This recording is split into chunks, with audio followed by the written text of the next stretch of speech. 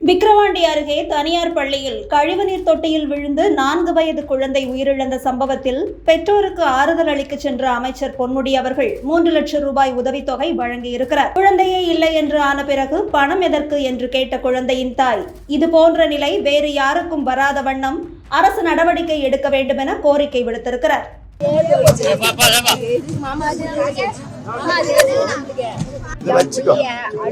சரி மாமா சொல்றதுக்கு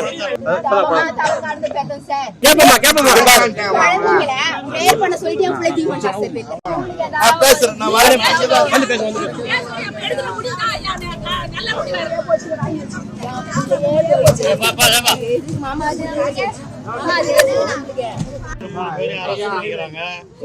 விசாரிப்பாங்க.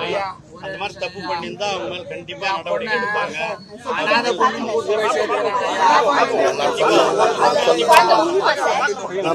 கலெக்டர் சொல்லிருக்கேன். மாமா சொல்றத கேளு. ஒரு ஆள் இறங்கி தான் தூக்கணும்.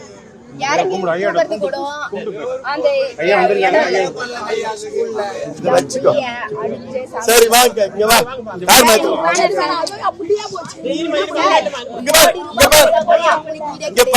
மாமா சொல்றதுக்கு சரி சரி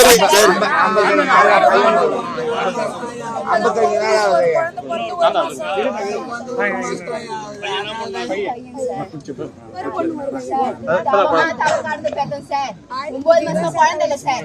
9 மாசம் ரோட்ல போற மாதிரி கேட்டாங்க, முன்னாடி ஒரு புழு பூச்சி கூட இல்லையா, ஒரு பூ பூச்சி இல்லையே.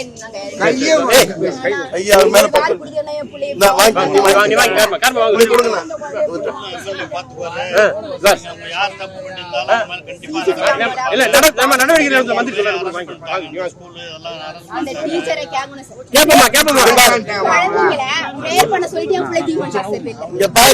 சார். மாமா சொல்றது கேளு.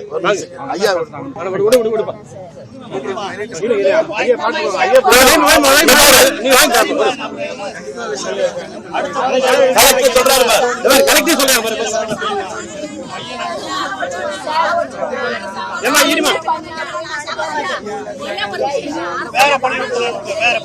நான் பேசிக்கிறேன்.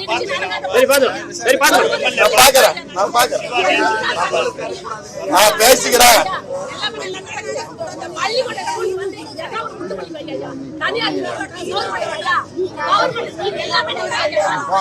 நான் பேசுறேன். நான் வரேன்.